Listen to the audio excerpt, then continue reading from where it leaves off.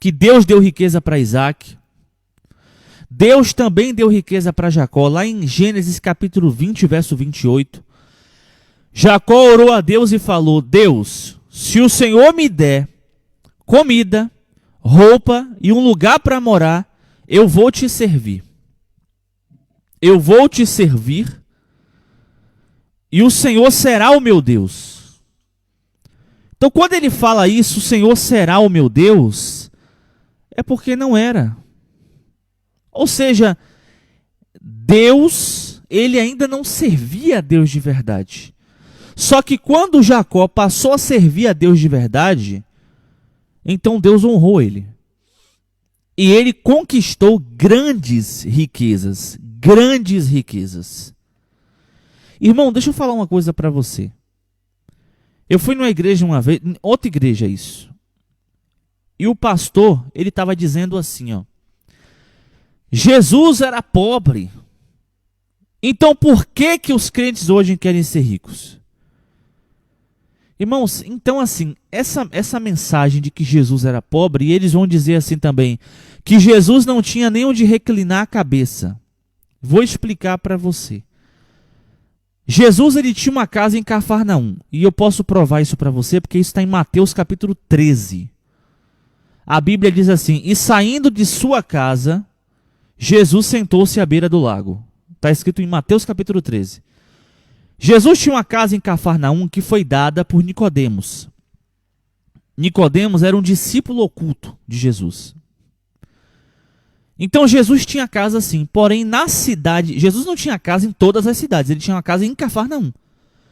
E Jesus vivia de cidade em cidade, de cidade em cidade. Então na cidade que Jesus estava nesse momento, Jesus não tinha onde ficar. Por quê? Porque até aquele certo momento ninguém o tinha convidado ainda para ir para sua casa. Jesus estava em outra cidade. Então, e outra coisa, Jesus não era pobre, irmãos.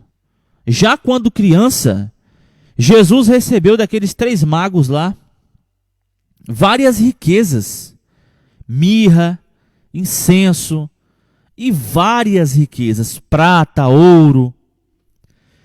Jesus, ele tinha uma grande sociedade rica que o seguia, que eram ali das viúvas. Você vai ver escrito na Bíblia várias vezes que Jesus, ele tinha viúvas que o seguiam e que o ajudavam com os seus bens. Está escrito. Então o que eu observo aí nesses trechos da Bíblia? Que Jesus tinha dinheiro sim. Irmãos, o dinheiro que entrava no ministério de Jesus era tão grande, tão superior ao que a gente pensa, que Judas, que era o tesoureiro, ele roubava Jesus. Ele roubava a tesouraria. Ou seja, se rouba é porque entra bastante, é ou não é? E ele roubava Jesus. Então já pensou quantas pessoas honravam Jesus com o seu dinheiro, com os seus bens, se o próprio Nicodemos deu uma casa para Jesus na frente do lago, na frente do mar? Imagina as outras coisas que Jesus recebia. Você acha que era fácil Jesus sustentar 12 famílias? Jesus sustentava 12 famílias, 12 apóstolos. Além disso, Jesus sustentava uma multidão que todos os dias o seguia. Aconteceu de Jesus não ter pão para dar ao povo, naquela ocasião, dos 5 pães e 2 peixinhos,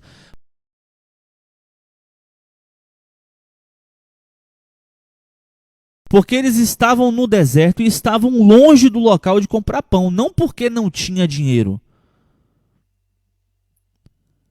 Então, não tinha a comida no momento. Então, as pessoas precisavam ser despedidas para ir para casa. E Jesus teve que multiplicar, não pela falta de dinheiro.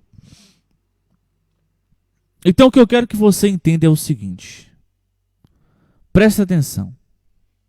Deus, ele é poderoso para mudar a sua vida. É isso que eu quero que você coloque na sua cabeça.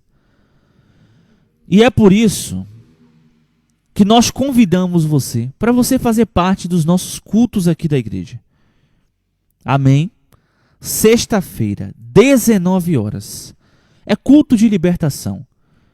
E o bispo, ele sempre traz uma palavra de esperança, uma palavra de fé que ensina você a mudar de vida. Porque nós aqui somos uma escola de fé. Nós ensinamos a fé verdadeira para você. A fé que traz o milagre. A fé que traz a restauração. A fé que muda o jogo. Então, irmão, sexta-feira, 19 horas, é dia de Deus mudar a tua vida. É dia de Deus mudar a tua história. Não adianta você ficar em casa. Não adianta ficar chorando, se lamentando. Irmão, todo mundo tem problema. Eu tenho problema, você também tem. Mas a gente tem que levantar a cabeça e seguir em frente. Eu aprendi isso com meu pai, com o bispo. Então, eu aprendi isso não só pelo que ele me fala, mas pelo exemplo que eu vejo na vida dele. Porque as palavras, elas podem convencer 10, 20, 30, até mesmo uma quantidadezinha de pessoa. Mas o exemplo já diz o ditado, o exemplo arrasta a multidão. O exemplo, ele faz com que as pessoas sigam você, sem você dar uma única palavra. Tinha um guru muito famoso, aí nos antepassados aí, isso aí é ali mais ou menos em 1975, 1970, ele ficou muito conhecido, só que eu esqueci o nome dele agora, mas ele foi um guru que ficou conhecido no mundo todo. E ele ficou 4 anos em silêncio sem dar uma única palavra, porém o exemplo dele de ser um homem de paz, ser um homem da bondade, de misericórdia, o exemplo dele arrastou as multidões e fazia com que milhares e milhares e milhares de pessoas fossem lá só para acompanhar ele sentado, meditando e orando na mente dele. Por quê? Porque o exemplo ele arrasta as multidões. Então, eu tenho visto o bispo sendo um homem forte e ele tem me ensinado isso e eu tenho passado isso para você. Não vai adiantar você ficar em casa. Não vai adiantar você culpar a Deus, você dizer, ah, meu Deus, por que minha vida está assim? Porque eu não aguento mais, eu não suporto mais, eu estou destruído, eu estou derrotado. Irmão, para com isso. Vai buscar Deus. Sexta-feira, 19 horas. Teu milagre vai acontecer. Amém? Então, hoje é o dia da sua vitória. Hoje é o dia de Deus fazer algo grande na sua vida. Hoje, às 19 horas em ponto. Eu espero você e toda a sua família. Amém? Então, eu tento passar isso aqui para vocês na programação. De que Deus, Ele pode e Ele quer mudar a sua vida. Teve uma certa ocasião na Bíblia que um leproso, ele veio até Jesus e ele disse assim, se quiseres, pode me curar. Aí Jesus levantou a mão, estendeu a mão em direção ao leproso e disse assim, ó, eu quero. Irmão, na minha opinião, esse é um dos textos, na Bíblia não tem o texto mais poderoso, mas tem vários textos que são poderosos. E esse é um dos que são muito poderosos. Jesus ele disse assim, ó, eu quero. Ou seja, a mesma coisa ele está falando para você nessa manhã. Eu quero te purificar. Eu quero te libertar. Eu quero te dar vida nova. Jesus quer te dar vida nova. Jesus quer te transformar. Ele quer mudar a tua história, mudar a tua vida. Ele quer te transformar de derrotado para vencedor. De fracassado para vitorioso. Amém? E só Deus pode fazer isso. Só Deus pode mudar a sua história.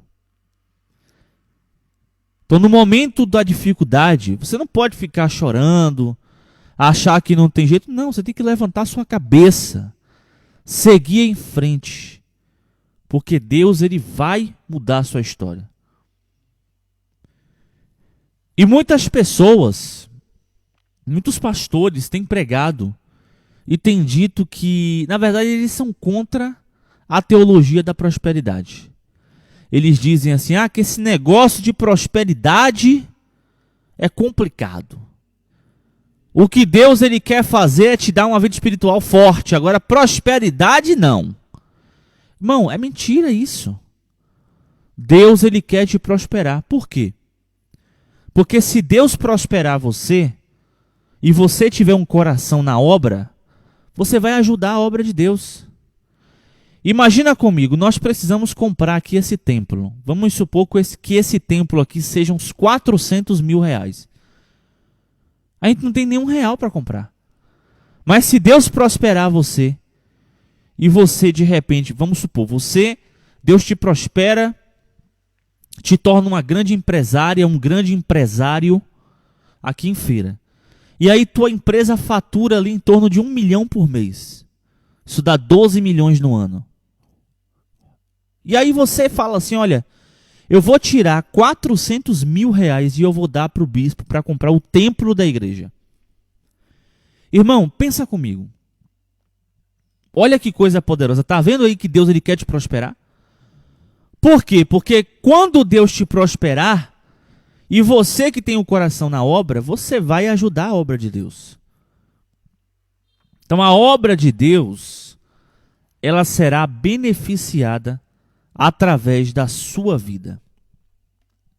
As pessoas serão alcançadas.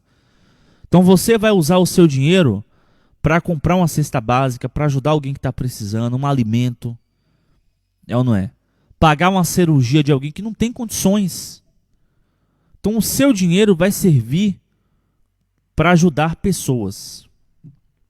Então Deus quer te prosperar para que você possa ajudar e manter a obra dele.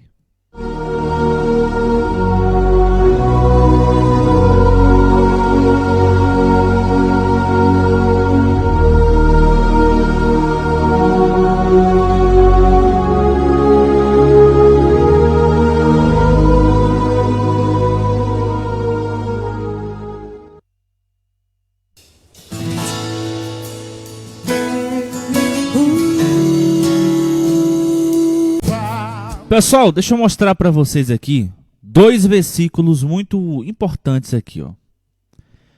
Primeiro versículo está em Provérbios 11, 28. Diz assim: quem confia em suas riquezas certamente cairá. Então, o que eu quero que você entenda é o seguinte, aí você vai falar assim, missionário, mas o senhor não estava falando agora que nós temos que ter riquezas? Sim, mas presta atenção. O texto fala que nós não podemos confiar nas riquezas. A mesma coisa a Bíblia diz assim também: o amor ao dinheiro é a raiz de todo mal. Aí tem gente que diz: o dinheiro é a raiz de todo mal. Não, o dinheiro não é a raiz, o dinheiro é papel. O dinheiro é papel. O dinheiro é um objeto inanimado. Mas aquele que tem o dinheiro que vai escolher se vai fazer o bem ou o mal. Então o que eu quero que você entenda, olha o que o texto diz, Provérbios 11, 28. Quem confia em suas riquezas, certamente cairá. Porque tem gente que conquista riqueza e ela começa a confiar no que tem. Ela confia no dinheiro, ela deposita sua vida no dinheiro. Então aquela pessoa ela começa a se tornar alguém avarento, avarenta, olho grosso. Tudo que a pessoa faz só pensa em dinheiro, só pensa em se sair bem, só pensa em enganar para ter mais dinheiro. E é isso que você não pode fazer. É ou não é? E em Provérbios 11, verso 4 diz: de nada vale a riqueza no dia da ira divina.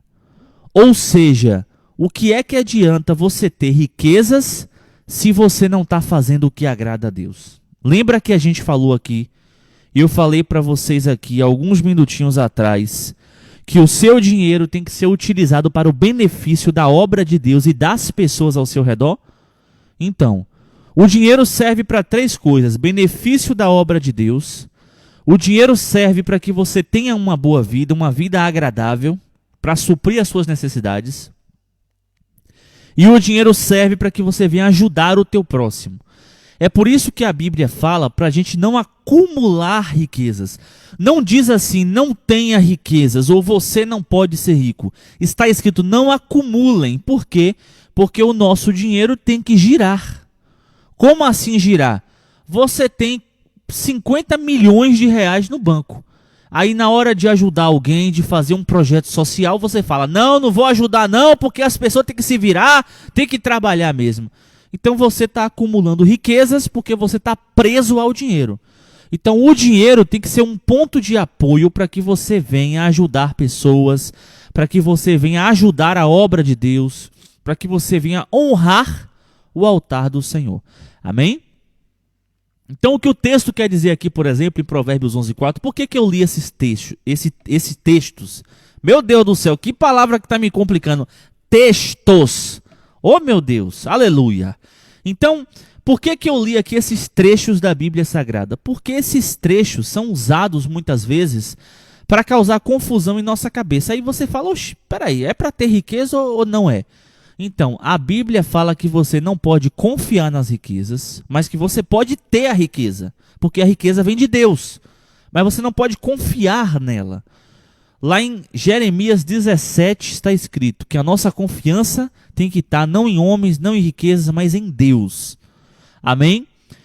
Aí, Provérbios 11:4, né, que eu já li para vocês, de nada vale a riqueza no dia da ira divina, mas a retidão livra da morte. Ou seja, não adianta você ter dinheiro, você ter riqueza, mas andar fazendo coisa errada, andar enganando, mentindo, se prostituindo, adulterando, roubando.